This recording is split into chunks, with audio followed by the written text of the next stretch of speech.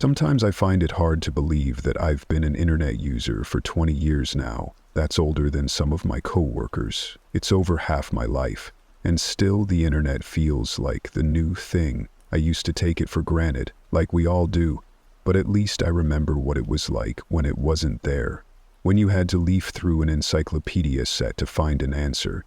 When you could only find Gillian Anderson's picture in magazines, or later when songs took 30 minutes to download and full-length movies were almost impossible to find because no one's hard drive could hold them. First getting online was super exciting. I mean, the first time I did it without supervision, because I knew I had anything at my fingertips. I could type it into good old Lycos, one of many pre-Google search engines, and there it would be. I was interested in naked celebrities and the paranormal back then. I was only 13, give me a break. I was so interested in the paranormal, I built a Fortunetti-free homepage all about the occult and the X-Files. I linked it to the darknet Webring, where all the best dark websites and homepages came together. Pages on spellbooks, goth babes, the occult, dark art, and a gross-out page or two. It was through the Webring that I met Angelica. Angelica hosted a Wiccan GeoCities or tripod homepage that I found particularly alluring. No wait, it was Angel Fire. She just made the best of some cool animated GIFs, midis and frames. Amazing stuff at the time. Just like her, the page was creative and attractive, but also simple. The reason I bring all this up is she suddenly contacted me just a few weeks ago by email asking what's been happening. A catch-up question. We had almost 20 years of catching up to do. And this is pure Angelica. She signed the email with her ICQ contact. I enjoyed the quaint touch. It'd be like someone in the 90s sending a letter with a wax seal, right? I replied back with a summary of how my life had gone over the past 18 years or so since I'd last communicated with her. 18 years. Makes you think. She shot back a response almost immediately asking for details. We exchanged a few emails this way. I was pretty excited to come home from work and write to her, actually. Nothing romantic. It was reconnecting with my past. It's a strange but addictive feeling. Soon I started to notice something just a little off. She never really answered anything about herself. She ignored my suggestions that we text or talk on the phone. All she wanted was to know more about me. It got me wondering, like maybe she's dying and just doesn't want to say. So I asked her. I asked why she wasn't sharing and if there was something I should know. I started reading over her previous messages for clues, and I noticed something that didn't occur to me at all until then. Her email address was at globetrotter.net. That may not mean anything to you, but it struck me as strange. You see, Globetrotter was a Canadian ISP way back in the mid-90s. I didn't even realize they still hosted. I know a lot of people still have their old email addresses for sentimental value and all, but it's like she was purposely trying to be old school. Something about it creeped me out, like she was trying too hard to make me feel nostalgic or something. Again, I didn't have to wait long for her reply. Oh, she didn't answer my questions. She asked me, "Hey, do you remember the hole?" I didn't know why then, but the moment I read that sentence, I felt uneasy, like I was being watched. I had a hazy sense that I'd dreamed about something called the hole once. Whatever it was, I was instinctively repulsed by it. I couldn't remember anything solid, though. In my head, I went over IRC rooms, websites, news groups, Webrings, all the old internet stuff. And came up empty. She sent me another email before I could even reply. "You really don't remember? The hole was our little secret. Not many knew about it. Even fewer knew how to find it. But we found it. It was right there all along. Sometimes, when you'd load darknet in Netscape, there'd be a tiny black dot in the bottom left corner. In all this blank space, you had to hover over it exactly and click it. Then you'd be there. You'd be in the hole. You remember it now, don't you?" She was right. I did. I just didn't remember ever calling it the hole. What I remembered was that secret little space we found. I remember it was like the browser didn't see it as a real website or something. There wasn't even an address to copy and paste from the bar. It was just the letter mem. I tried everything to pin it down to an IP. but mem was all I could ever find. Another thing I remember is that I never liked that place. Not at all. There was nothing there. It was all empty. I remember being excited the first time we found it, because it was something hidden, and it felt like somewhere we shouldn't be. Then I hated it, because it was just empty and it made me feel bad and empty. Not boredom, like it wasn't supposed to be there or anywhere, wasn't part of anything. I wrote Angelica back, telling her I wasn't interested in talking about that. I didn't hear back from her that night. That was unusual. She normally replied right away. Eerily fast, I realized while mulling it over. It was like she already had her answer typed out and it didn't matter what I actually said to her. Now that I was waiting for a response because this whole thing had me inexplicably shaken up, of course she didn't reply. The next day, when I got home from work, an email was waiting. She said, "We were missing so much. The hole has so much for us to discover, so many secrets. You could just keep going and going. It's like an endless puzzle. Everyone else stopped at the first layer. You remember that, right? I just knew there had to be something else in it. I knew no one would create and hide it for no reason. I kept going back to it, looking closely until I discovered how to go deeper. And I kept going. It's still there, you know. It's not too late. The Weebring is gone. Netscape is gone, but the hole is still there for you." I felt a strange chill down my spine that I brushed off as nerves. I was up for a promotion and a little stressed, after all. Then I started to wonder if she was pranking me. Angelica wasn't really a humorous girl. She'd laugh at your jokes, but she didn't really make her own. In fact, something about her earnestness was really disturbing. I didn't reply to her right then. I decided to run some checks on her because things just weren't adding up. I started with her email address to see if she'd been posting anywhere. I was searching for a while before I hit something. I didn't find any forum posts or websites or anything like that. What I found was that her email host, Globetrotter, had stopped hosting 11 years ago. The email address she was writing from was impossible. Now I knew something was wrong with her. If it was even really Angelica, I mean, why would she go through so much trouble to create a fake email address that mirrored whatever email address she would have been using in the 90s? That wasn't just quaint anymore. Also, we hadn't talked in 18 years. Why did she suddenly want to reach out to me? And why just to talk about some long-forgotten website? Because I felt like that's what she was building up to all along. The more I thought about it, the more weird it seemed. I should have just ignored her and gone on with my life, but I wanted to know what was going on. I kept digging around. I used her ICQ number, her name, the state I believed she lived in. I could find no record of her doing anything after her Angel Fire homepage. No Facebook, no Google+, not even a MySpace. It's like her last presence on the internet actually was in the 90s. Like she disappeared completely. Waited in hiding for almost 20 years, then reappeared just to talk to me about an old website. The whole thing was so bizarre, I started having trouble sleeping.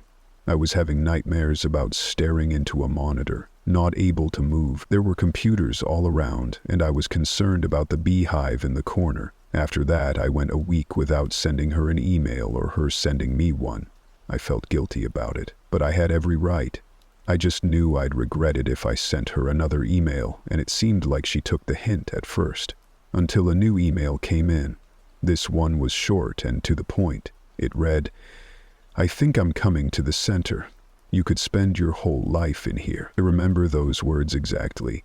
Oh yes, because whatever the hell they meant, the way she said them, so real and urgent, was really upsetting. I didn't dare answer her. Another week went by without a strange email. This one was a different kind of email. This one didn't even have an email address. That was spooky enough in itself. It gets worse. The text read, "Don't trust emails, not from good place, delete and forget." It wasn't signed. I figured it had to be Angelica. It just wasn't her style. Not long after, I received another email from Angelica, with instructions of where to go looking for the hole. A place on Archive V where I continued looking for the hole. A place on Archive V where I continued looking for the hole. A place on Archive. That was the only way in, she said. It had to be the dot. I thought about going to check it. I would have. Except I was afraid of it. I couldn't remember what happened to me with that site, but I knew there was something bad about it. Then another email came from the blank email address. In the body, just the link to a gopher site. Now, I hadn't seen a gopher site in a good 15 years. I had to download an old browser just to access it. If you weren't on the internet back then, gopher sites just housed a bunch of text files in folders, usually. You'd go to gopher://blah-blah.com. They were usually run by universities. This particular gopher site only had a few files.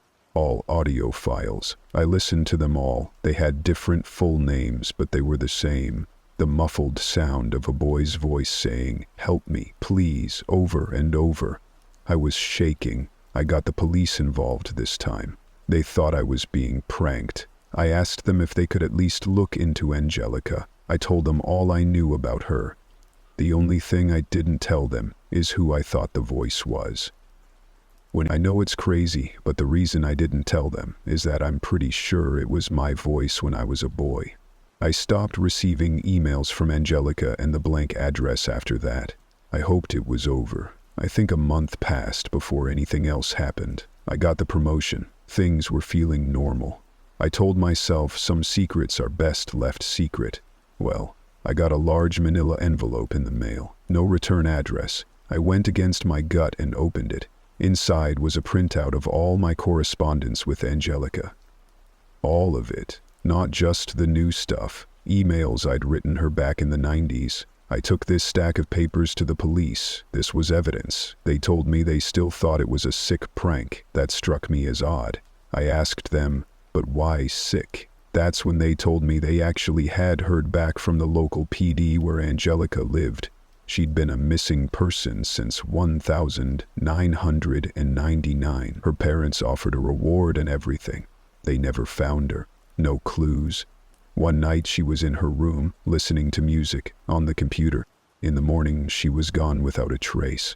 I was so shocked I had to sit down. Maybe it was a prank, but then, what if it was her? Wouldn't her family want to know? Maybe she'd had a psychotic break or something. What's this stuff about the hole? And what about the blank email address? I didn't have a clue. The police were no help with these questions, and I was pulled back in. I decided to go looking for any contacts I could remember from the time when I was speaking to Angelica. Anyone who would have known both me and her. We had a few mutual contacts, mostly people from the Weavering, but also people we introduced to each other. Just not many I remembered by their real names. Actually, none. There was one guy. He went by the handle rapscallion_42. He was an odd guy, into hacking and anarchy, the good, clean internet taboos we had back then. He'd been on the net forever, since the days of bulletin board systems. That guy, if he was still around, he'd probably still be going by the same username. So, I got to searching. Not only could I not find any trace of a rapscallion_42, I couldn't find any rapscallion at all. He was all over the web in the day. So that in itself was weird, like someone scrubbed any trace of him. That's when I got the idea to go dig out my old computer. It was an old 1997 HP running Windows 98.io, and it's stashed in the basement since I went to college. It would at least have all of my old contacts stored just where I left them, if it would even load. I had to wait 5 minutes for it to boot up. Then I got the Ethernet cable plugged in. It was like it'd just been in sleep mode for 2 decades. And there they were, my desktop icons for IRC, ICQ, Netscape, and even Napster. Napster? I learned there was more to music than the radio from Napster. Some good memories. I honestly wasn't sure ICQ would load. I believe ICQ still exists in some form, but I just doubted their servers would still accommodate the old software. One of the key features of ICQ that made it so ahead of its time was that, besides being the only instant messenger, it also allowed offline messaging. I mention that because not only did ICQ load, but it loaded with a message. Thank you. That perturbed me a little, because it's like it was just waiting for me knowing I'd boot it up. Except for one detail, the message was dated from November 1999. It was from Angelica, so it had to have been sent right before she disappeared. It just said, "You coming." It sent a shiver down my spine. Where was she going? Could I have helped her if I'd seen it in time? Why'd she act like I knew? Even weirder is that I'm sure I'd been on ICQ after November 1999. I'd say I used it up to 2001 or so. That's when I went to college. It's like the message got trapped in the server all that time and I was only getting it now. I closed the message and looked for rapscallion_42. I was hoping just to find an email address on his ICQ info. I really didn't expect to see a green online icon beside his name, but that's what I got. That only added to how unsettled I was. I almost had to check to make sure it was really 2017. Anyway, I fired off a message to Rap saying, "Hey man, long time no speak." I didn't want to just start with business after all that time. I was relieved when he replied back with a friendly hello and asked me how I was doing. After exchanging pleasantries and catching up a little, I had to ask him why he was still using ICQ after all this time. He said it's because of Y2K. Y2K really happened, he said. It just didn't happen the way everyone expected. It was way more insidious. We all thought computers would just stop working because they couldn't handle the millennium change. But it wasn't that they stopped working. Something happened inside the connection of things. Something bad. The old equipment would be fine as long as it didn't get patched. But everything made after December 31st, 1999 would be tainted. That's why he still used ICQ and never let go of his net zero dial-up connection. I hadn't heard a Y2K conspiracy theory in a very long time, so that was interesting. I chose to ignore it and asked him if he knew about Angelica going missing back in '99. He said he didn't. He figured she just dropped off the internet. But, he said, it's no coincidence she went missing right at Y2K. A lot of strange things happened then. The world changed. Only a few people even noticed. Rap was always a little on the fringe, but what he was saying was strangely upsetting. Maybe it was just hitting too close to home. If that last message really was sent in November 1999, then he was right. She disappeared right before Y2K. Given his views, I went ahead and told Rap everything that had happened. He believed me. That was a nice change. In a way, it also made it feel more real. I was shaking while typing. He told me my story reminded him of something he'd heard from another old friend just recently. There was this guy, R0XT4R, or to his closer friends just Reggie, who used to frequent an internet forum on hacking and freaking back in the mid-90s. This guy had a lot of friends there, was well-spoken, and clever enough to earn real respect. Over time, as often happens, he just drifted away from the forum. His posts became less frequent as other aspects of life preoccupied him, and soon enough, he was gone. The forum strove for anonymity for obvious reasons, so no one kept in contact with him. The forum's still there, Rap said. Nowhere near what it used to be, but the regulars like him are dedicated. A few months ago, after 20 years of absence, Reggie suddenly showed up on the forum again. His posts were polite, conversational, but just off somehow, like someone feigning familiarity. He was just trying so hard. It was weird, but they were happy he was alive and well, so they replied to him and brought him up to date. Then, without acknowledging anything they said, he started making post after post about how his life was revolutionized. The hacking begins inside you, he said, and he wanted to show it to them. The forum folk were flabbergasted by his odd behavior, so they started interrogating him. He went silent for about a week. Then he sent one last message, saying, "I love you guys so much," with a tiny URL. Rap's friend thought it was all a joke and that Reggie was just leading the whole forum up to an epic rickroll. He didn't click it because he didn't need to hear any Astley and he was busy with something else. He came back to the forum later and decided he was going to go ahead and click the link anyway. It may be something legit. On a whim, he refreshed first to see if anyone replied saying what the link was. He sees a post in reply from a very trusted and respected member of the forum saying, in all caps, "Do not click that link unless whatever you do." And that is not Rajid. For an old pro to use all caps, that was serious shit. Even I knew that. So that was enough to dissuade everyone from clicking. The fake Reggie deleted his account immediately. The forum moderator and others tried to figure out who the guy was, but no luck. The guy who made the all-caps post explained after that he tried to safe browse the link with an old Linux box, and whatever was in there wrecked it, and that box had security out the wazoo. He couldn't explain it. Also, before the computer wiped out completely, he said he thought he saw something. The regulars pressed him to say what it was. He made them promise first that it stays with them. He said he saw a picture of his daughter on the screen. She'd died 5 years ago. There were no pictures of her on the computer. Worse, he'd never seen that picture before.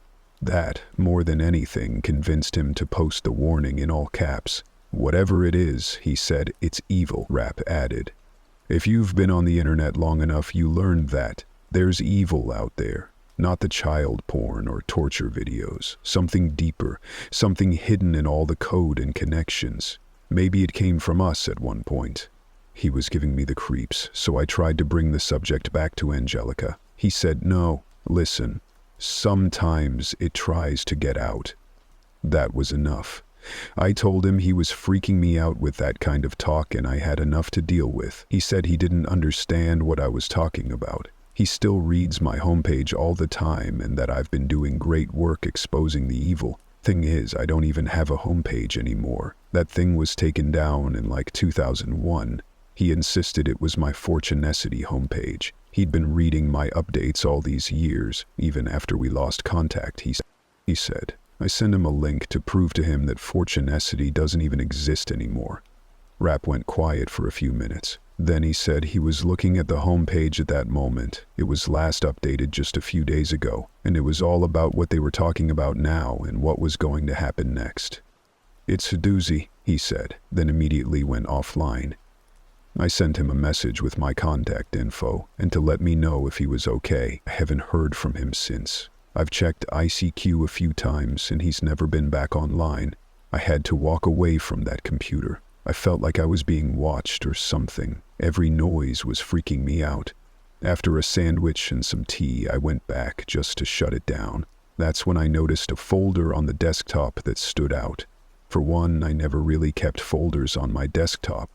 And two, I didn't remember this folder at all. It was called Noah's Cape, which sounds like a crappy Bible game. I'd never played crappy Bible games. Something about it didn't seem right. I opened it. Inside was all pictures and WAV files. My instincts told me to get out of there. One picture after another was just kids. Teens, boys and girls, sitting at their computers. None of them seemed aware they were being photographed. The pics all seemed pointless. All I knew for sure is I didn't take or download those pictures. Ever. They were all time-stamped 11/21/1999. The WAV files were the sounds of typing, muttering, chairs moving, the sounds of people at a computer, until one of the files. It was a voice I'd never heard before. I knew it, because I don't think anything could have made me forget that voice. It was a hollow, metallic voice, almost inhuman, but a man. It whispered with a hiss, "You coming?" And its whispers were like flesh sizzling on iron. Nothing of this earth should talk like that. What it said, it was the same as Angelica's message. Also from 99, I shut down the computer and left the house. I didn't even want to be in my own home. I just drove around for a while, thinking. Whatever was going on, it was really not good. Yet, I couldn't let it go. I felt drawn into something secret and I wanted to figure it out, for Angelica's sake, too, if she really was a victim. I decided to contact my buddy Ben. He's a real computer wizard, works IT at the University of Guelph. I know that may not sound like the most prestigious place to be, but they actively poached him. He's good. Anyway, I gave Ben an idea of what was going on and asked if he could get a lock on the Gopher site for me. I also asked if he could safely do it to see if there was anything to this whole site. He said that wouldn't be a problem. However, when he told her how it came about that he went looking for her, she asked him if she could speak to me. He said he took the liberty of accepting from me and passed on her phone number. I thanked him heartily. It was the first bit of good news, the first real break in this mess. As soon as I hung up with the detective, I called her. I was nervous. It had been so long, and I was excited to hear from her again. She answered quickly and asked if it was me. I told her yes, and said it was nice to hear her voice after all this time. Then she said, without any pleasantries, "It wasn't me sending you messages." I told her I'd figured that much out already. "I don't think you understand," she said. "I have never once in my life sent you any sort of communication. I don't know you at all." A part of me was screaming, "She's lying." She just sounded so certain. It almost felt like drowning. Because if she wasn't lying, a whole chunk of my youth was a lie. I told her all I knew about her, personal things, and she said they were true. I told her how I found her through her Wiccan homepage on Angel Fire, and I described the page to her and the Weebring. She said she didn't make that thing, and I should never have gone there. "It's bad," she said, and wouldn't elaborate. "What do you mean?" I asked. Then I told her all the details I knew of her personal life, about her likes and hopes and dreams, and her family. She said it was all true, but whoever told me about it, it wasn't her. That's why she wanted to talk to me now, so I would know the truth. She remembered how it used to happen every now and then a long time ago.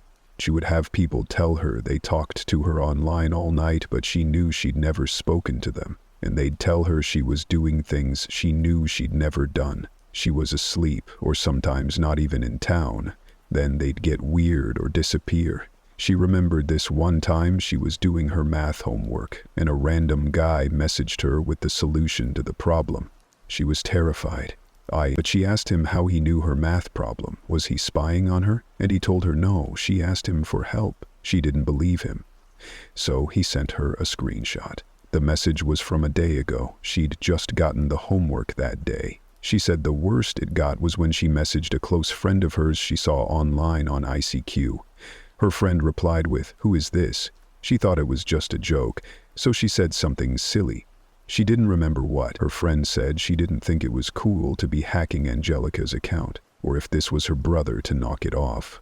Angelica swore it was her, and her friend replied, I know you're not Angelica, because Angelica's sitting right here with me." She knew this friend wouldn't joke like that. She didn't have the imagination for it. Whatever it was, her friend really believed she was in the room with her, but she wasn't. Her friend always insisted she was there that night. She said Angelica was showing her her cool new homepage. The friendship fell apart after that because her friend got strange. That was the first she'd ever seen of the homepage, and she knew it was bad juju. I asked her if she'd ever heard of the hole. She went silent for so long I thought we lost connection. She said she's still there, she just never expected to hear that again. There was this guy who used to harass her back when she was just about 12 or 13. On IRC, he called himself Holy Moses. He started off nice. He seemed to understand all her problems, and to know what she was thinking. At 12, that felt romantic, but she noticed weird things, like he didn't seem to have any life or personality. Any time of the day, he was always online and active, but no one knew anything about him. One day he started telling her stranger things, like, "Do you remember the 3 men dressed as bees at the Halloween party?" She didn't know what he was talking about.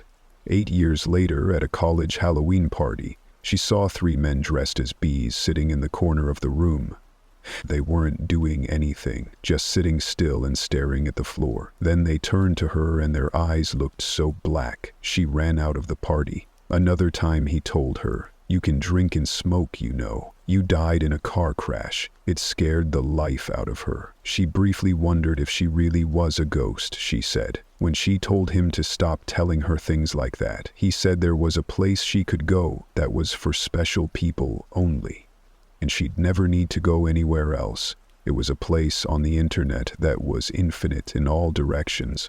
She said she remembered him saying that specifically, and everything she needed would be there. It was called The Hole, and she just had to send him a message with the letter M to get there. She actually tried to do it, because things weren't going well for her, but she sent the letter N by accident because her hands were shaking. Holy Moses went offline and she didn't see him after, until 2010, when she got an email from the new commandments at holymoses.com saying, "You coming?" If anyone was impersonating her, she said that was the most likely person.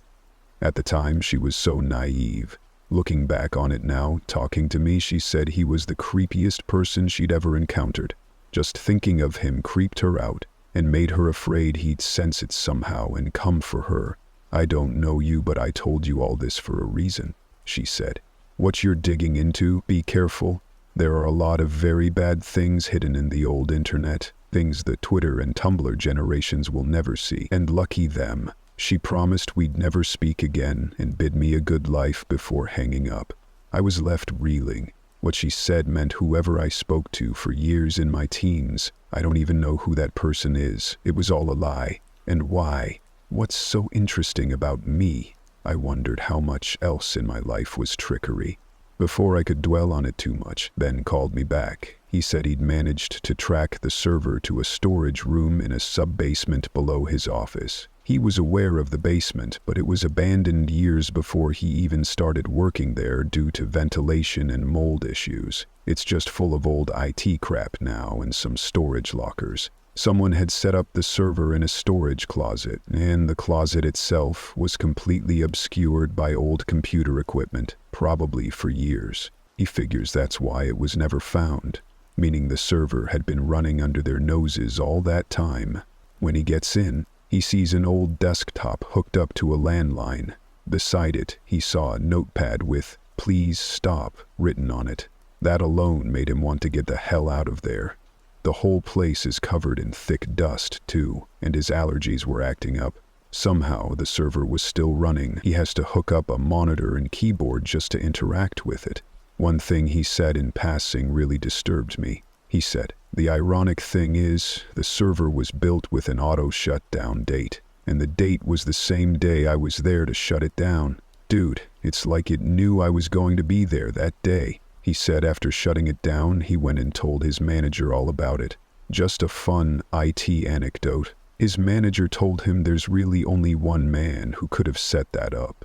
Back in the early 90s, he said a guy worked in the department they all called Milky, 'cause his last name was Melky and he was really white. He was a little eccentric, too. That had nothing to do with milk. It just happened to be true. Then he had a burnout, and he got a lot eccentric. It started with him pounding his desk. The manager at the time asked him if he was okay. According to Ben's boss, he answered with, "There's no way out." Then he heard Milky say something like, "You think you exist, but you're just another part of it. Everything is just another puzzle. Do I exist?" After that, the rest of the department started getting nervous around Milky. "You just got bad vibes around him," the manager said. It got worse. Every day around 3 p.m., Milky started standing in a dark corner of the office, facing the wall. He'd mutter some things. The guys joked that he was at his prayers, but he'd always come away looking more upset than anything else. Once a new guy asked him if he was a Muslim, and he replied with, "I'm sorry." The guy asked what he was sorry for. "It was telling me how your children died," he answered. Toward the end, before they fired him, he started telling them about how he found a place on the internet that wasn't made by humans. The guys joked that it was Skynet. Even though Milky was never caught stealing anything, equipment disappeared during his shift, probably the equipment that went into the server. When they fired him, he told them that the secret place got into his head and that he'd sometimes wake up in strange places and had no idea how he got there. They never saw him again after he left that day. Ben said after that story and that creepy gopher server, he straight up refused to look into the hole. I told him it really wasn't that bad and to quit being a wimp. That's when he said he hadn't told me everything. The server had a link up through the phone line to a really old webcam. One of those low-res webcams where the image updates every 4 seconds or so. It had been running non-stop since 97. All of the saved images just show the front of someone's house. The same house back to 97. He sent me some of the photos, because he knew what it was. It was my house. Would this guy have been spying on you all those years ago, man? How did he even know you? It doesn't make any sense, and it honestly scares the shit out of me. And here's what I told him. The thing about that webcam is, I just bought this house 2 years ago. That camera was pointed here before I ever moved in. It was just an astronomically improbable coincidence. At least, that's what it should be. But I didn't believe that's what it was any more than he did. The next day I was still reeling from my conversations with Ben and the real Angelica. I ran it over in my head so many times, like maybe the police made a mistake. So of course I'd never spoken to this woman. She was the wrong Angelica. But no, I knew everything about her. Someone systematically deceived me for 2 years. And someone had been recording a house I was going to move into for 20 years. And someone had recorded me when I was a boy. What happened 20 years ago to cause all this? It was so insane I started questioning everything. I felt I was being watched constantly. I started to wonder if my mom remembered anything.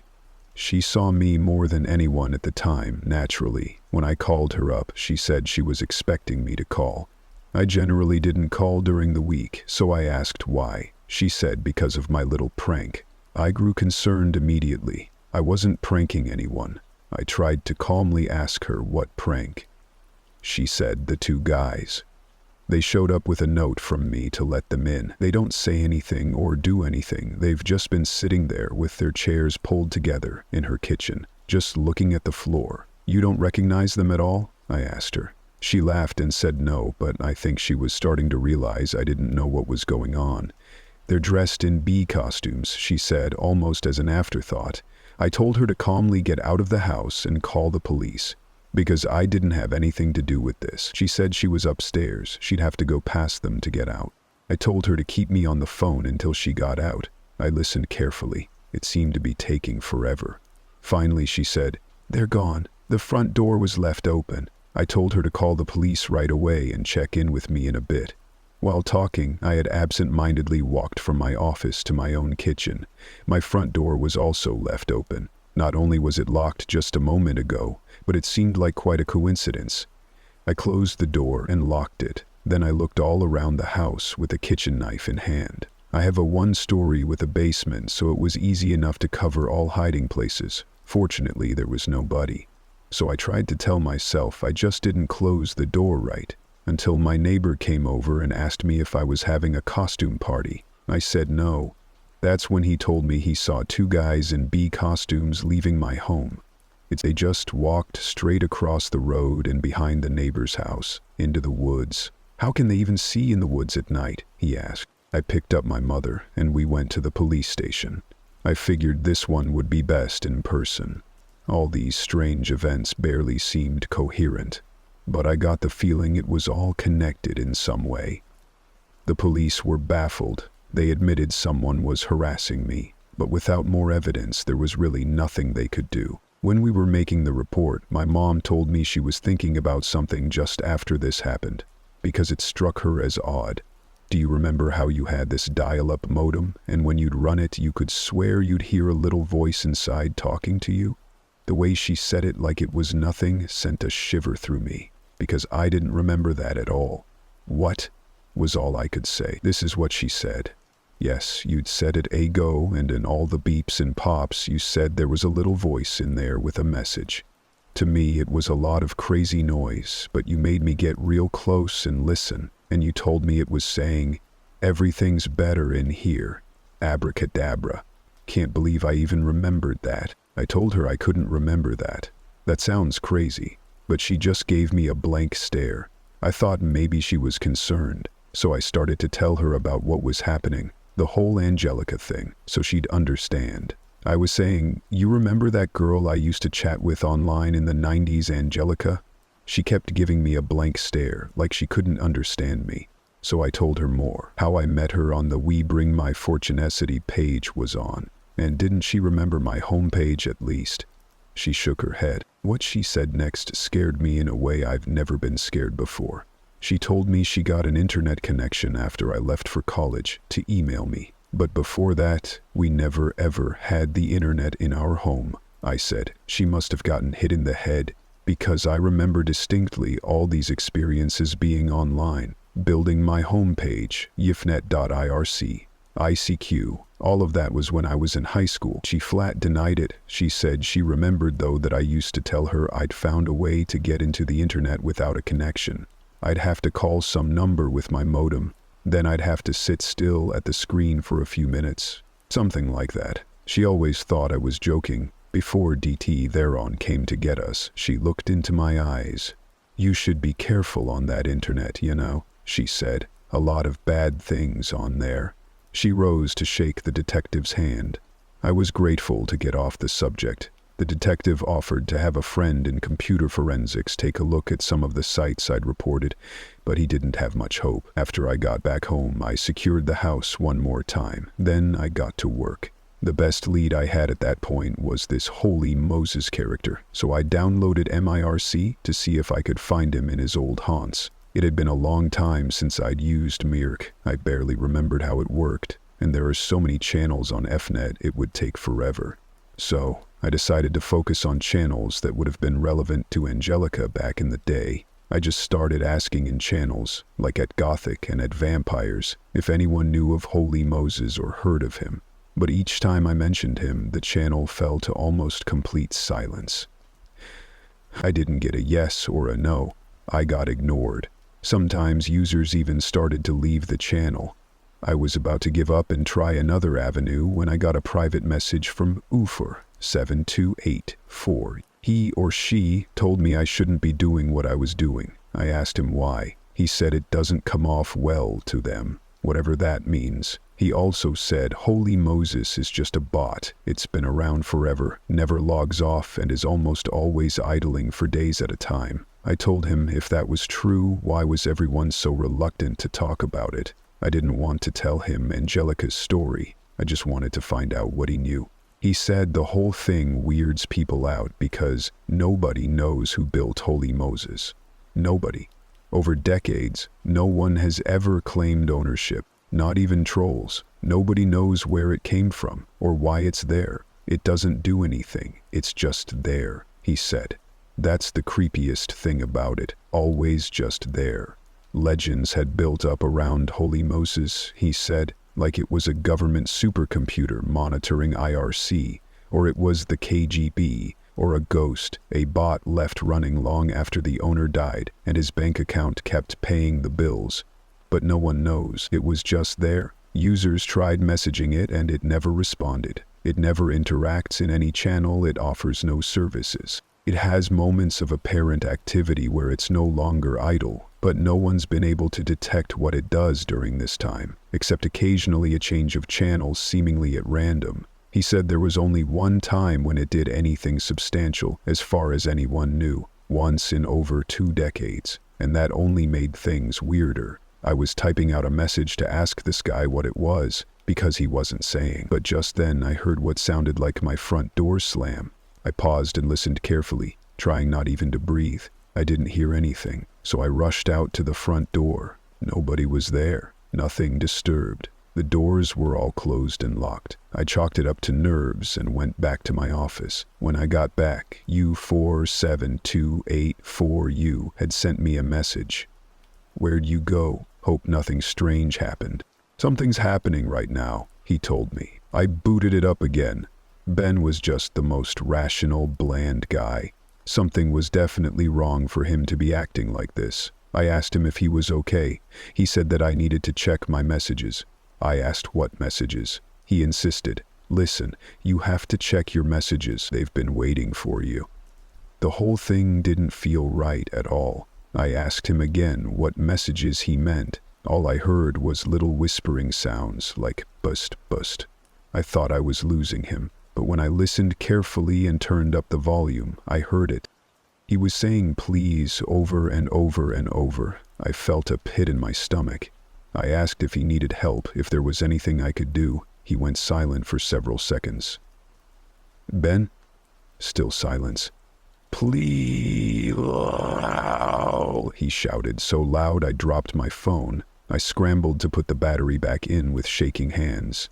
And then I called in a wellness check on him. I called the Guelph campus too, just in case. I didn't know what else to do. I'd never experienced anything like that. I checked my email right after to see if I had anything from him, but I didn't. I had no voicemails. The only other messages I could think of was ICQ, so I powered up the old computer again to check on my ICQ account. It's possible there was nothing. I just had to make sure. It took forever to load up, but there was a message waiting. It wasn't from anyone I recognized. The name on the account was Bernie Bush. The message said, "Heaven." There was a link to an MP4 video. I clicked it. The download box said it would take 30 hours to complete, so I just let it go. I tried replying to Bernie too, but ICQ alerted me that the account was disabled. I also couldn't find any results on any search for such a person. I don't think Ben would ever make a fake account like that. But how did Ben know about the message? I got contacted by someone from Guelph University's campus security later that day. They asked me when I'd last spoken to Ben. I told them he'd just called. They said he hadn't been to work in a few days and has not been answering the phone. I was apparently the last one to hear from him. They recommended I file a missing persons report. I asked if his family shouldn't do that, but the dude just snorted. So I made the report over the phone to the Guelph PD. I was pretty worried about the guy. I hoped he was okay. I also hoped his disappearing had nothing to do with anything I got him involved in. The next day, I got an email replying to my Post newsgroup post. I recognized the address. It was the same person who posted about the dog. She said I needed to call her urgently and provided a 11800 number followed by what looked like a license plate number, 4722 BMT. When I called, I got an interactive menu system for a tanning supplies company. When I listened to the options, I got the idea that 472 BMT might be how to navigate the menu, so I pressed each of the numbers in the order she said. The system said I was being transferred to an account specialist. I heard someone pick up the line, "You're starting to remember, aren't you?"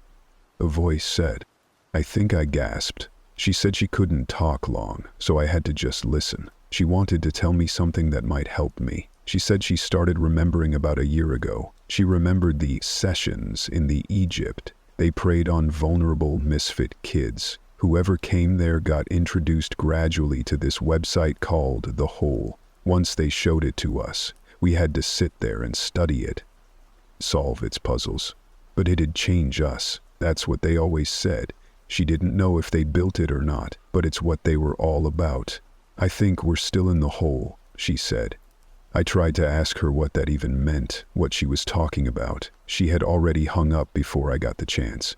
I tried calling her back, but the menu options didn't work anymore. I was more confused than ever. I felt like I didn't know what was real anymore. That's a terrible place to be, trust me. All I was sure of was that I'd come into something very wrong when I was a teen, and it was coming back. I didn't know why it took a vacation, or what it wanted. I just wanted my life back to normal. After that, I suddenly remembered the video file I left downloading on my old computer. I checked, and it had completely downloaded. I wasn't sure I wanted to know what it was, but I played it anyway. I knew what I was looking at as soon as the video started. It was footage of inside the Egypt. It'd been a long time, but it hit me fast. There was no timestamp. The footage was grainy and the tracking was off, but I knew it. It looked like it was from a corner security cam. There we all were, sitting at our computers. Strangely enough, our backs were to the monitors. We were staring at a wall. I spotted myself in the group. We just sat there, staring ahead. Nobody was moving or saying anything. I couldn't make out what the computers were doing behind us, but we weren't touching them. What were we staring at? What were we doing? Why would I do this? I couldn't remember these events at all. I was the only one that ever looked away from the wall. I kept glancing over behind the bar. It was hard to tell, but I think I was afraid of something. I looked frightened. I tried to make out what I was looking at, but the tracking lines were in the way. When they faded a little and I was able to make it out, someone was standing there in the shadows. Whoever it was, at just that moment, turned to look right at the camera. Bronson, it's like they knew I was watching. I know that's crazy, but it creeped the heck out of me. I shut the video down there, and I don't plan to open it again. After that, I kept researching the new way, 'cause there had to be something to it. I was able to find a record that mentioned the owner's name, Bernard K. Bush, the same name as on the ICQ message. I looked for obituaries, white pages, anything that could lead me to him. I didn't think to look for missing persons cases, but I stumbled on one anyway. An old home page asking to help us find Uncle Bern. I emailed his niece, presumably from the address listed, asking for more information. The page was made in the year 2000, so I didn't expect the email to work, but it did. I got a reply the same day asking me how I knew Uncle Bern. I wasn't sure how to answer, but I decided to go with honesty. I told her more or less what was going on, leaving out the parts that would make me sound delusional. This is what I got back. I'm going to put this all in one message because I don't want us to have to talk again. Uncle Bern was a good man. He used to be a rabbi. He raised me after my parents died in an accident. He was good with electronics. He thought computers were the future. That's why he called his company The New Way. He bought up all the commercial space he could afford with his inheritance, all over the country. It was more than he could handle, so he just rented it out. Life was good. I nodded. He kept selling computers in his little shop. This is what I got back. I'm going to put this all in one message because I don't want us to have to talk again. Uncle Bern was a good man. He used to be a rabbi. He raised me after my parents died in an accident. He was good with electronics. He thought computers were the future. That's why he called his company The New Way. He bought up all the commercial space he could afford with his inheritance, all over the country. It was more than he could handle, so he just rented it out. Life was good. I nodded. He kept selling computers in his little shop.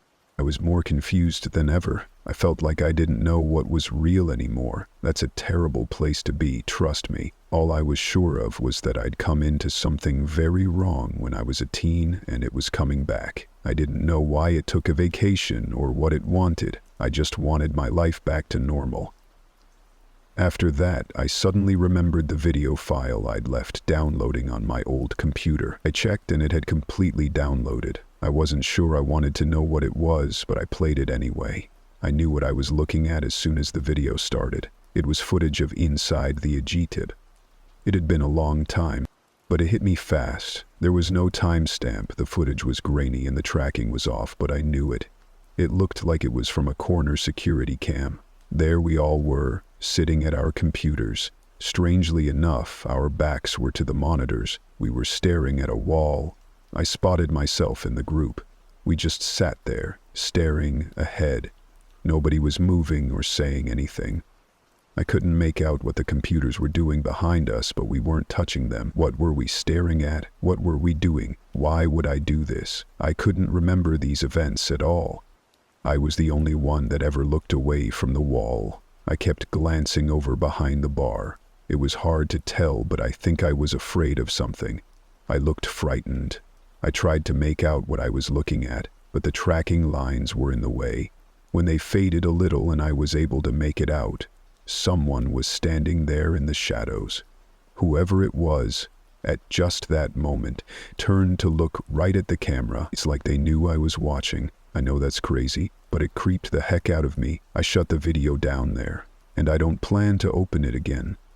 After that, I kept researching The New Way, 'cause there had to be something to it. I was able to find a record that mentioned the owner's name, Bernard K. Bush, the same name as on the ICQ message. I looked for obituaries, white pages, anything that could lead me to him.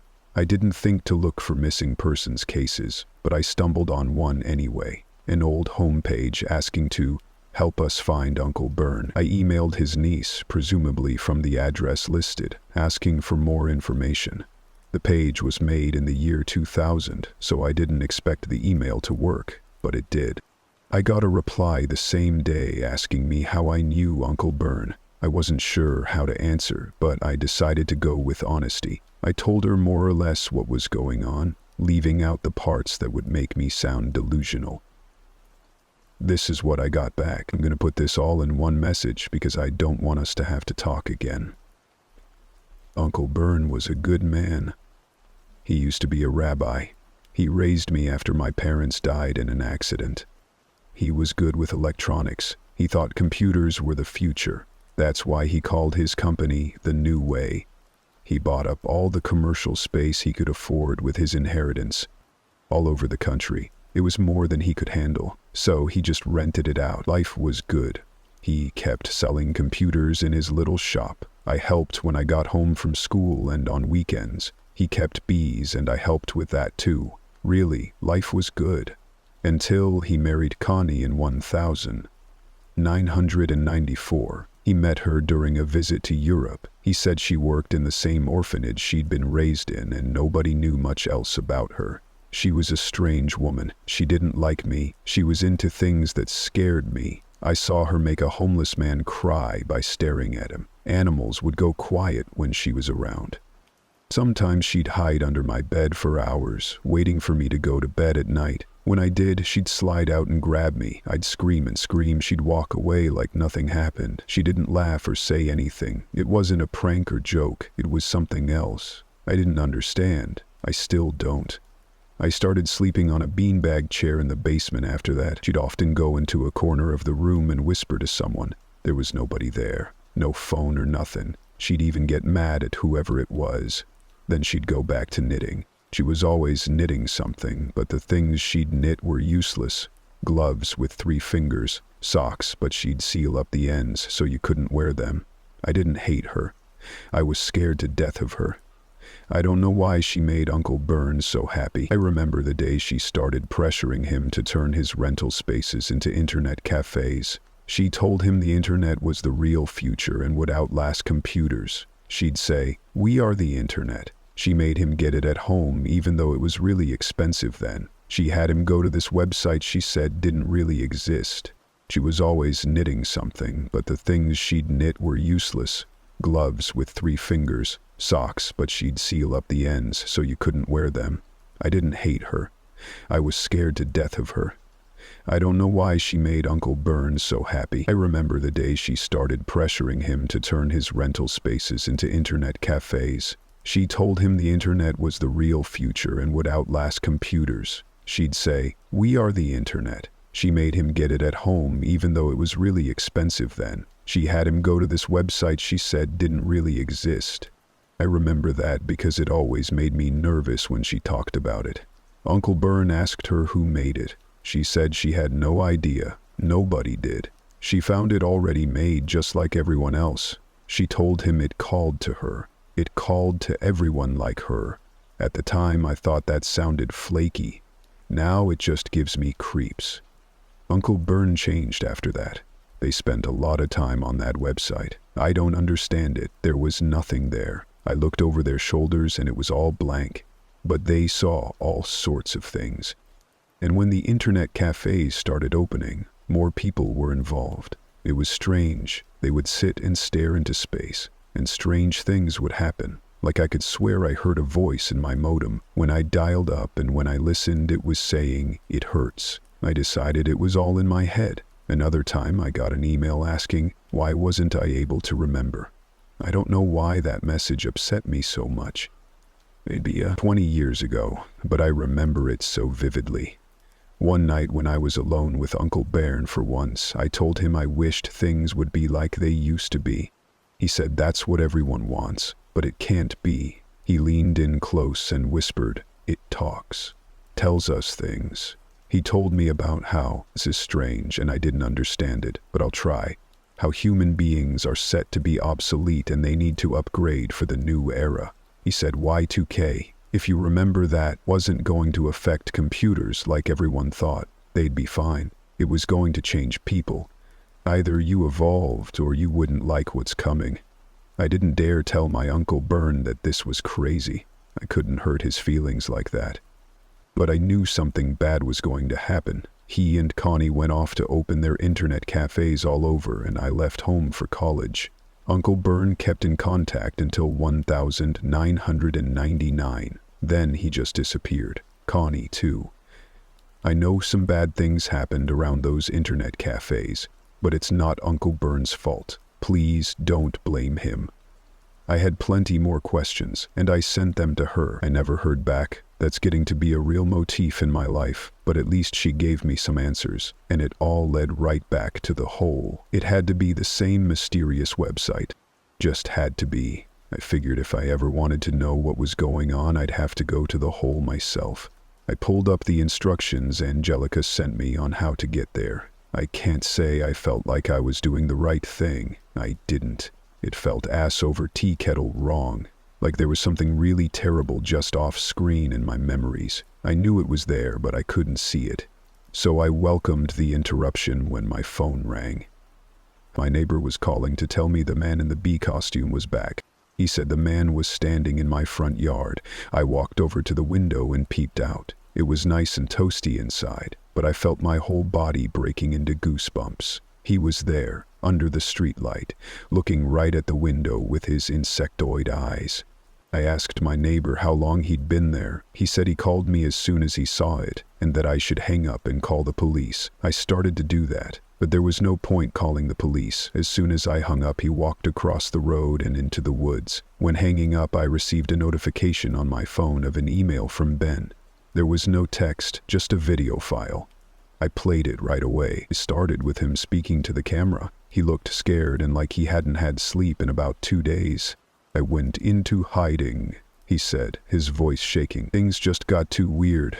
Little stuff at first. Then one night, like 3 IE men, a group of people I've never seen before, knock on my door. I didn't answer. I watched them through the peephole. They didn't move. They didn't knock again. They didn't try to look in the peephole. They just stood there, staring at the door.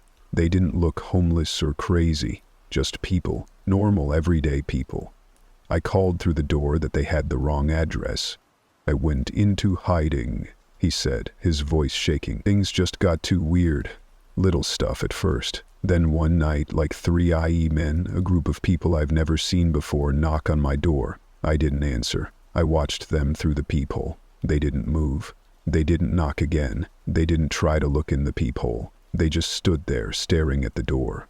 They didn't look homeless or crazy. Just people. Normal, everyday people. I called through the door that they had the wrong address. They started laughing. Loud, fake guffaws. Then they silently walked away.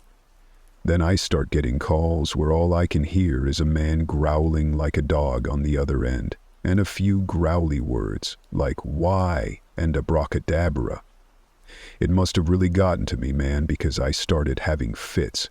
I don't know what I do during these fits. I know I upset a lady at the grocery store.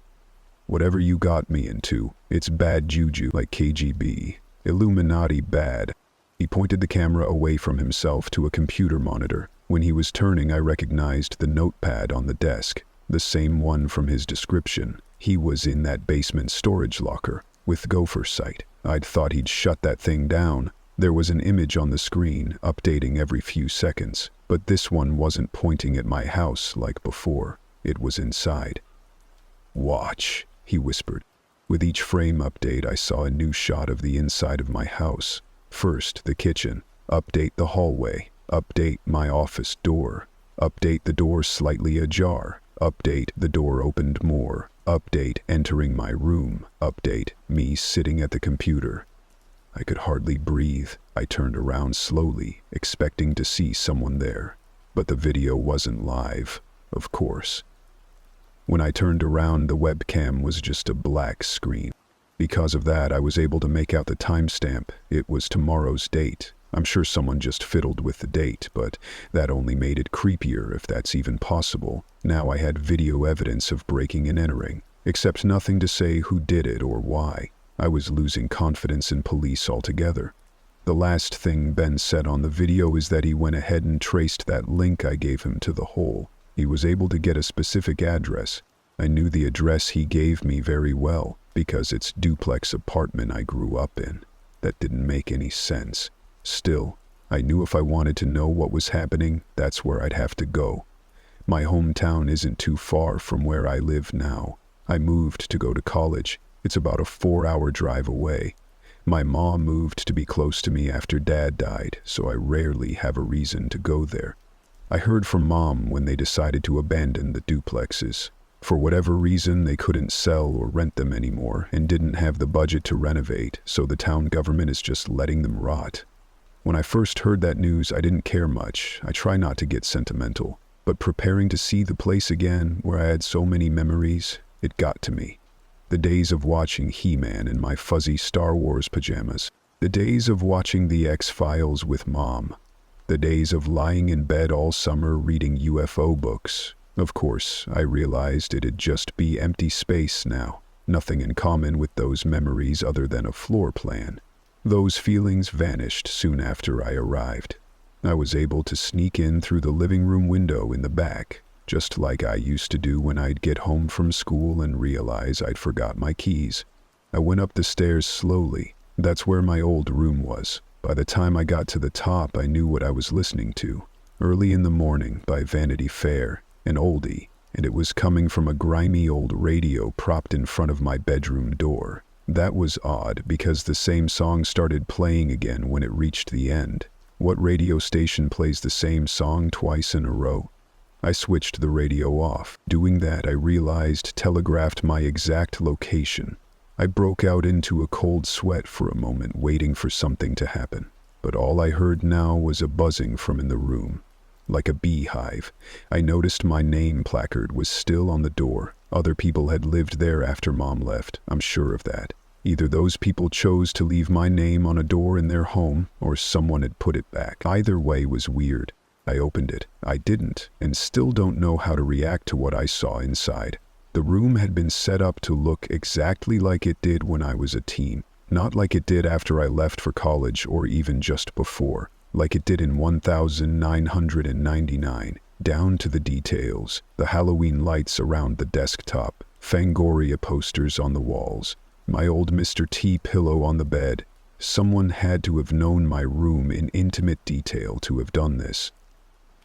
I thought about it for more than a second. It was insane. Me, my mom, and Ricky are about the only ones. But there were some details that were off. At first, that was comforting. Then the more I thought about it, they seemed intentional. Like, on the Candyman poster, it said it starred Tiny Lister instead of Tony Todd, and the wall was painted wit. I tried submitting some inputs. I even wondered if the connection died. I was going to retry, but I got a phone call from Dad. They're all just then. "Are you alone?" he asked. I thought that was strange, but I told him I believed I was, but I wasn't sure. He asked where I was. I told him. He said I needed to get out of that house, slowly and calmly, get in my car and drive back to him. His voice, I knew that sound. It was controlled panic. Something was definitely wrong. I was ready to listen.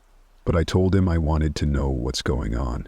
He said he had a gut feeling about something and decided to check back with Angelica to make sure everything was okay. Everything was not. He said that girl he'd put me in contact with 2 weeks ago was not Angelica. They had no idea who that woman was, because no one's been able to find her. The home she was in was apparently between renters. Nobody lived there at the time. All they found left behind was a script detailing what she was supposed to say when she spoke to me. I was speechless and confused. I'd just readjusted my thinking to believe everything with Angelica was a lie. And now that the truth about the lie was also a lie, did that make the lie true?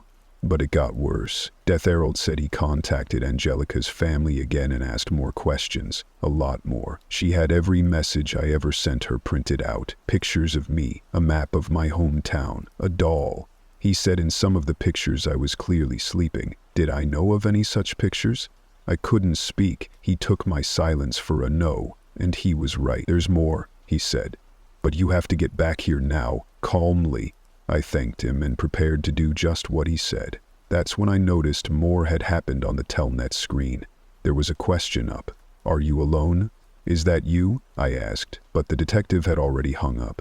I didn't really think it was him anyway. I'd just hoped. I responded in the Telnet client that I believed I was alone. As soon as I did, sound started coming from the computer speakers. It came out slow and garbled. "This message is a warning transmitted by dilatons after the 2100. Break this device, shut it all down, get out, save yourself." He screamed, and I ran, jumping several steps at a time out the front door. Sure, it wasn't my proudest moment. What matters is I lived. I don't know who that was. I didn't want to find out. Knowing I was being watched that whole time, it still felt like that eye was on me. That's pretty much ruined my memories of that place forever. There was just one other thing to do in town while I was there. The Egypt. So I don't know if I disconnected the whole by unplugging that computer, but I still had to face the Egypt again. When I got there, the parking lot of the post office was completely empty. I parked in back, in front of the filthy old windows of what used to be an internet cafe. I didn't even have to break in. The glass in the door had already been busted. I just had to reach in and unlock. My hands started tingling as soon as I reached in. I kept expecting someone or something to grab my hand. When I got in, I was shocked to see it hadn't really changed at all. Computers everywhere, a sign-up sheet on the counter, and no one there. I started hearing some low voices. As soon as I did, I looked around for a place to hide. The voices continued, distant and muffled. It took me a moment to recognize my own voice. It was the conversation I'd had with Angelica. The part where she told me about being seen in places she'd never been. It was coming from one of the computers. I got closer to it, and I could see someone was up on the screen. I knew what it was right away. The animated skeleton gifs and links to conspiracy theories and Heaven's Gate. Yeah, it was my homepage, the one that was deleted almost 2 decades ago. I never thought I'd see it again. But why? Who put it there? On another computer, I saw a video of a middle-aged couple staring into the camera, like they were watching me, and a little girl peeking over their shoulder. The woman said, "It shows you," and the man was shaking his head slightly. He looked frightened. Then, another computer started playing a song. I recognized the sound of Vanity Fair again. Hitching a ride. That made it click. I'd just walked into a trap. I had to get out, but I couldn't. These people started coming inside. I hadn't even heard them approaching. A middle-aged woman with long black hair, well-dressed, an older businessman it looked like, a rough-looking homeless guy. More and more people crowded in without saying anything. They were moving toward me. I tried talking to them, but their faces were blank, emotionless. They didn't seem to hear. I ran into the bathroom and closed the door behind me. It had a simple turn-the-bolt lock, so I locked it. I pulled out my phone to see if I could get the police, but there was no signal. I started hyperventilating and had to catch myself against the wall. That's when I remembered the story about the guy knocking on the wall. Maybe there weren't bricks on the other side. I knocked for a hollow spot, and when I found one, I started kicking a hole in the drywall. I tore the rest of the hole open with my hands. There was space back there. I used my phone's flashlight to look inside. The space was about 2 feet in width to the brick wall. Then I stepped inside. There were tons of floppy disks stashed in there. It was crazy. I heard those people breathing outside the door. They weren't trying to open it or beat it down. They were breathing heavily against it. Then I saw something moving under the door frame. I thought it was a finger slipping under, maybe trying to grab a shoelace or something, but it was too pink, too wet. It was a tongue. One of them was licking under the door. That scared me enough to go deeper into the space, stumbling over pieces of sheetrock, but there was nowhere to go. While I waited for something, anything, to happen, I noticed 2 things. One, written above the hole I'd just made, on the inside. The hole had been painted. The other, it wasn't sheetrock I was stumbling over. It was bones. I don't know how long I sat there. Suddenly the breathing sounds stopped. A few minutes later, Detective Thoreau burst into the bathroom. The door splintered at the first thrust. Those people could have gotten to me if they'd wanted to. The detective said no one was out there when he arrived. While he escorted me out, I saw all the computers were gone, the guest book, all of it. But the bones and floppy disks were there, and very real. He said we'd have a lot to discuss. After I got away from the police station, I came home and settled down to try and relax. Anything to rest my nerves. Just as I settled, I got an email notification on my phone that said, "Please look," and provided a link. I didn't recognize the number, but since the link was to a Guelph University page, I figured it was Ben. The link brought me to the webcam that Ben found weeks ago on the Gopher server. I was regretting my decision to trust it already. Why couldn't they just leave me alone? The frames kept updating, but nothing was happening. Until, with one update, I saw the trunk of my car was opening. When the frame updated 4 seconds later, the trunk was fully open and someone was hanging half out. I guess I was mesmerized because I just kept watching, waiting for the next frame update. Whoever it was, he was standing at my door. I went to my front door and looked out the peephole. No one was there. I looked at my phone again to check the webcam. Someone was, or should be, standing right in front of it. Maybe it was something that happened in the past. I looked through the peephole again and it was blocked. It took a moment to realize I was looking right into someone's face. An awful, hate-filled face. I took my phone with me to my office and locked the door. I heard my front door knob rattling and then open. I knew I'd locked it. Whoever it was walked in purposefully right to the office, like they already knew where I was going. I didn't have much confidence in the lock. I expected the door to fly open immediately. Instead, I heard a weird, distant voice, just like when I spoke to Ricky. It was like the weather radio tuned to the wrong frequency. "When did you leave?" it asked. I called 911. I heard the operator pick up, but I couldn't speak. The door opened and this person walked in. His face was hazy, but it was familiar. He had some kind of weapon. He forced me to get on my computer and go to the hole. He walked me through each step. I didn't have a choice. I did it. After all those years, there it was, the same bland page that seemed to do nothing, but I could feel it like fingers poking in my brain. It was like I was still in my office, but the guy was gone.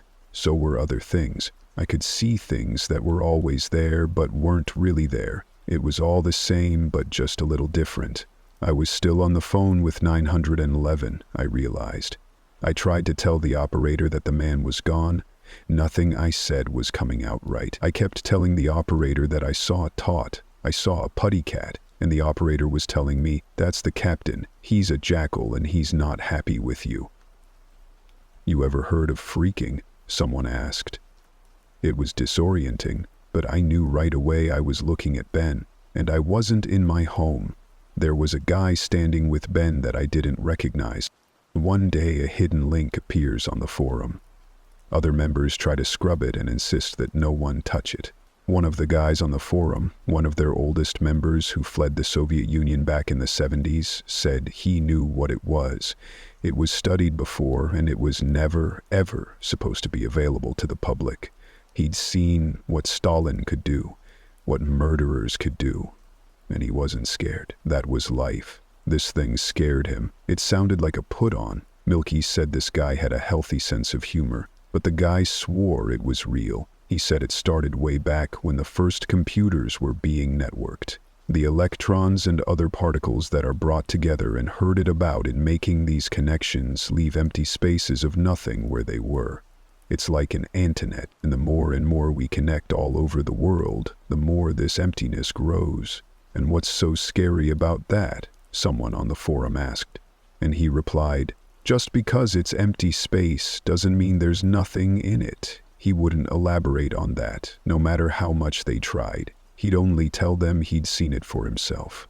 Milky figured the guy didn't want to make them curious about it. That failed. He was very curious about it, more than ever. So he clicked the link. He remembered being disappointed by it because it was just a blank page. But after clicking it, he started to notice strange things happening. He lost track of time. He'd be told by acquaintances that he'd done things he had no memory of doing, or even that he couldn't have done, because he was doing something else. This one time, he heard his dog barking. It was 3 a.m. He got up to see what was going on. The dog was standing in the entrance to his living room, just barking non-stop. He expects to find a mouse cornered in there, but he said he remembers being so startled he tried to scream, but no sound would come out. 2 men in business suits were sitting on his couch. He immediately thought of a mob hit, but it's Canada. What mob? He turned on the light. They didn't flinch. They looked like normal businessmen. They were staring at the floor, drinking Capri Sun. He told them to get out of his house or he'd call the police. They just got up and left. On the way out, one of them said, "You asked us to come and sit here." He never saw those men again in his life. Another time, he called his brother in Vancouver to wish him a happy birthday. They had a pleasant chat, and he hung up the phone, went about his business. About an hour later, it hit him like a punch in the gut. His brother died 2 years ago. He always called him on his birthday. He just did it so reflexively, and when he got an answer, it was like old times.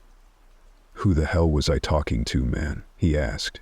His stories sounded a lot like the ones the fake/real Angelica told me about when I talked to her weeks ago. So either I was speaking to the real Angelica then, or maybe this wasn't the real Ben and Milky. I guess I couldn't be sure about anything anymore. At least it was less scary to believe they were real. During that time, he said, he kept checking the hole. He wanted to figure it out. He thought it was controlling him. He didn't remember the things he saw when he visited. But he said the old Soviet was right. It wasn't empty. What he saw in there, his brain wouldn't let him remember. I just wanted to know why all this was happening.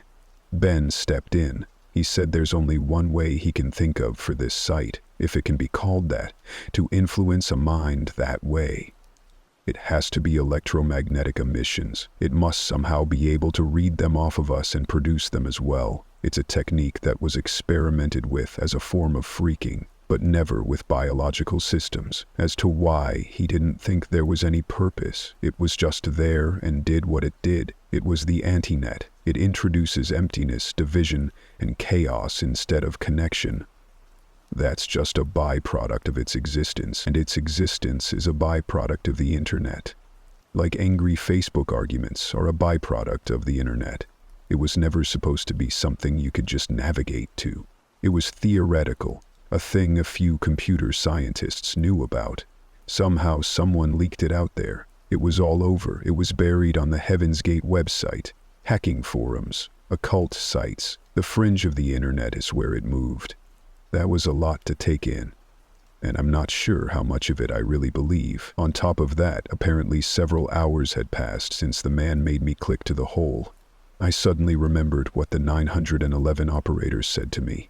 "Who's the captain?" I asked. Milky was shaving when I asked him. His hand stopped moving. I saw in the mirror tears forming in his eyes. He was visibly shaking. "Captain Meat, from the hole. It looks kinda like a dog." Then he went back to shaving like nothing happened. Milky. Later, I thanked Ben and Milky for saving me, for risking so much, really, especially Ben, and for trying to warn me with the link to the webcam. But both of them denied ever sending that text.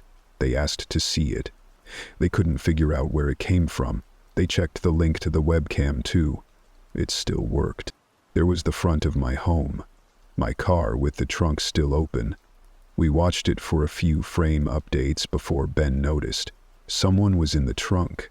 It was dark and grainy, but that was definitely someone in there. They asked to see it. They couldn't figure out where it came from. They checked the link to the webcam too. It still worked. There was the front of my home.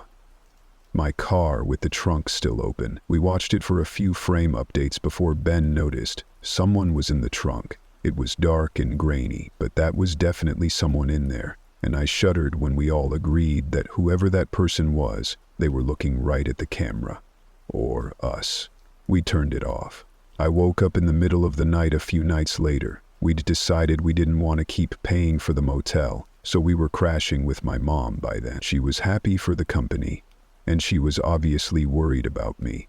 She said I had to get a grip and not let my life slip away. "Just solve this thing," she said. It was weird. It wasn't the sort of thing my mom would say. Anyway, I woke up because I was hearing whispering sounds. You'd think louder sounds would wake you, but no. The whispers are the worst. I listened carefully. I tried not to move. I wanted to hear where they were coming from. It was a two-way conversation. I couldn't make out any of the content though, just a word here and there. I got up slowly and looked toward the corner of the room. That's where I thought the sounds were. It took a while for my eyes to adjust. When they did, I saw Milky kneeling in front of one of the electrical sockets.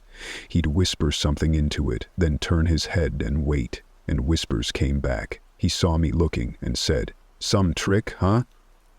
I guess it was ventriloquism. But why do that alone in the middle of the night? 'Cause he was crazy. I got out of bed and went out to the kitchen for water. I could see someone standing out on the front porch through the kitchen window. Figuring Ben couldn't sleep either, I went out to ask him if Milky was really okay, because he didn't seem to be. I flicked on the outdoor light and stepped out. But it wasn't Ben out there. It was Milky. Something wasn't making sense. There was no way he could have gotten out that fast. Some trick, huh? I started up Mom's computer. It still ran Windows XP. It was Dad's computer, and she didn't like change. I had to download MERC. As soon as I did, I connected to EFNet. This time I was going to talk to him. He wasn't hard to find, just a who is, and there he was, in at H1N1. He was the only one in there, besides me. Not a lot of bird flu fans, I guess. Before I could send him a message, an email notification appeared on screen. I guess Mom had it on auto start. The notification caught my eye because it said it was from DEET. They're all subject. Information requested. I shouldn't have, but since it was from the detective, I felt it had to concern my situation. I clicked on it and read. As we discussed, here is the documentation on the dental records with the doctor's signature. The attached document was about the skeletal remains found in the I felt a sudden wave of horror because I thought I knew what was coming. Dad's bones somehow got in there. But I was wrong. They matched the skeleton up to my dental records. Mine. I don't know who that man is, he went on, but he is not your son. That was just absurd. I knew my own mother, for Pete's sake. I thought about deleting the email, but that wouldn't do any good. Then I started piecing things together, wondering if maybe I really was dead, or maybe I was an imposter, and that's why I had memory lapses. Then I remembered I was just about to message Holy Moses. Why did something always happen when I was about to message him? It had to be a trick. I went back to IRC and sent Holy Moses a message. Who are you? No response. I got a sudden message from U4, 7284U. Do you know where your mother is? I ignored him. I sent another message to Holy Moses. Do you know what's going on? No response. U47284U messaged me again. Are you sure she's okay? I took a chance on what I remembered from Angelica's story. I sent Holy Moses a short message. The letter M. This immediately triggered a file transmission, which I accepted. It was a video file. It downloaded in about 5 minutes. If Holy Moses was as old as they claimed, this video would have taken a day or two back then. The video was called a freedom move. Milky came in from outside, stood a few feet away from me, and stared at me. That was unnerving enough. Then the pantry doors started to open. Ben stepped out. He had to have been sitting cramped in there all that time. He also stood still and just stared at me. My mom came in from outdoors. Why was she outdoors, and where? She joined Milky and Ben.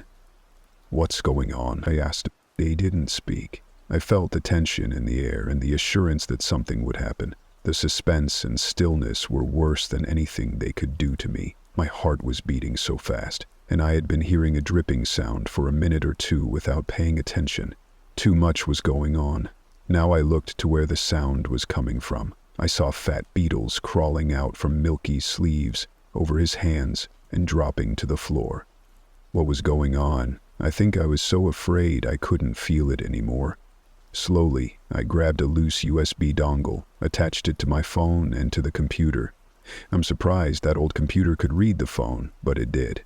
While they stared at me, I transferred the video file to my phone. I unplugged the dongle, took my phone, and ran to the bathroom, where I locked myself in. I pinched my eyes closed to punctuate the timing. When I locked myself in, I heard feet shuffle up to the door and stop there. I turned on the shower to drown out sound and then started watching the video. The webcam being used was severely damaged by the looks of it, but I could make out a very sickly-looking older man. The audio was distorted, and I had the shower running, so I had to start it over and up the volume. The man said he'd been trying to warn me. The dilaton distortion from the hole allows him to send messages during brief windows. If I am listening to this, he said, I am in the hole and have been for a while. Other things are also in here. While he spoke, I kept hearing screams in the background of the recording. Some sounded closer than others. He said, "These things don't want me going anywhere. I need to get out before it's too late." He knows, he said, because he's me. The last thing he said before the video ended abruptly was the birds and the bees. I couldn't leave through the door, so I pulled up the blind to leave through the bathroom window. I almost shrieked when I saw my mother's face pressed up against the window. I was trapped. I thought about pushing through anyway, but I couldn't hit my mother. I could hit Ben or Milky if I had to, but not my mother. So I took the door. Nobody was there. That just made me worry about where they really were. I stepped outside and still, nobody was there. I hurried to my car before Mom could come around from the back. Then I heard rapid footsteps. Ben was running right toward me from way down the street. "Stop hurting me!" he shouted. But he didn't look in pain. He looked in a rage. I got in my car and started backing up. When he got to me, he was pounding on the windows, still screaming. I drove straight back to my home, leaving them all behind. The only explanation could be that I'm in the hole, whatever that means. Because there was no other way Ben and my mom would act like that. But when did that happen? And what does that even mean anyway? Before I even stepped inside my home, I knew something was wrong. Waves of something just bad, pure bad, were hitting me. I opened my front door. Everything looked normal. I started turning on all the lights, and I grabbed a knife from the kitchen drawer. Then I saw them, 2 men in bee costumes sitting on my treadmill, looking at the floor, not moving, almost like they were stuffed, or forgot where they were. "What do you people want from me?" I said. I kept a tight grip on the knife. They stood up. Then they both looked down the hall toward my office. I followed their gaze, but saw nothing down there. After a few seconds of wondering what they saw, I heard the song start. Early in the morning, while I was looking down the hall, they were already heading out the door. I decided to follow them, because whatever started that music gave me a worse feeling than them. As I stepped out the door, I'm sure I heard a dog growling behind me. I followed them across the road and into the woods. I turned my phone flashlight on to be able to follow them. It's like they could see in the dark, the way they navigated the woods. The deeper we went, the more uneasy I became. They just seemed to keep going and going. But the deeper we went, the more I started to hear birds. I never even thought of it before, but I hadn't heard any birds for a long time, weeks at least, or locusts or any normal springtime sounds. The more I followed the bees, the more I heard the birds. Until they got loud enough, I figured we must be under a massive collection of nests. I kept following them until it got too loud to bear, and then it sounded like machinery, like elevators. There was a machine, hidden out in the middle of nowhere. I followed them inside, and then I was back in my office, sitting at my desk, slumped over my keyboard. The corner of my mouth was wet. I must have blacked out. I picked myself up. It felt like I was just waking up from a deep sleep. The room was bright with sunlight. I could hear birds chirping up a frenzy outside. My screensaver was on. When I shifted the mouse just to see what time it was, there was an email from the Globetrotter Angelica. It read, "Pretty intense, huh? You can spend the rest of your life in there." I sat disoriented for a while before realizing I had to urinate, eat, and drink. When I had done those things, I looked around my home for clues. The knife I'd taken was back where it belonged. My old computer was put up in its box. I called my mom to ask if she was okay. She didn't remember any of the events from the previous night. That's when I remembered the video on my phone. From Holy Moses.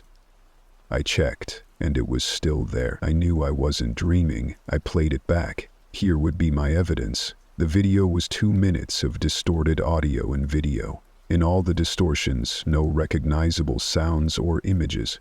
That was a few weeks ago. It's taken me some time to get calibrated to reality. Nothing strange has happened since. I can't explain what happened. Maybe I had a psychotic break. I was under a lot of stress. At work, maybe someone was gaslighting the hell out of me. Maybe there really is a secret website that uses electromagnetic waves to mess with your mind. I'm just glad it's over. I'm glad to be going back to work like a regular person making banana smoothies, not thinking about sinister internet cafes. I really do remember the Egypt and the hole, and it's like reality all twisted. I'll just end by saying I don't think I'll be feeling any nostalgia for the old days of internet for a good long while. The only problem I'm having is whenever I'm trying to sleep, I keep remembering the whole nightmare and asking myself, am I still inside? But then what difference would it make? The same style of stucco, but the color was a shade or two off. Things like that. They were everywhere. That was more troubling to me than the recreation itself. It's like it was recreated in a bad dream, or it all meant something. I found where the buzzing was coming from at any rate. It was the computer. It was running. I sat down and activated the screen. Like the rest of the room, the desktop was a faithful snapshot of 1999. Every icon just as I remembered. I couldn't find anything running out of the ordinary. It was like being transported to the past. That's when I noticed the one thing out of order with my desktop. An icon way in the corner, almost off the screen, called Milk and Honey. I never had any such file, I'm sure of that. I started moving the mouse up to it. I felt strangely afraid to open it. Before I could, the radio started blasting early in the morning again. My heart almost stopped. I looked behind me, expecting the worst. Nobody was there. I got up to switch the radio off, but it was still off. I checked the batteries and there were none. That's when I realized the music wasn't coming from the radio. I don't think it ever was. I wanted to get out of there. I've felt fear before. I don't think I've ever known what dread feels like before then. Not really. But I had to find out what Milk and Honey was. It loaded a telnet connection. I hadn't seen one of those in a while. The connection worked because in a few seconds an Asker mountain filled the window. I waited and waited for something to happen, but nothing did.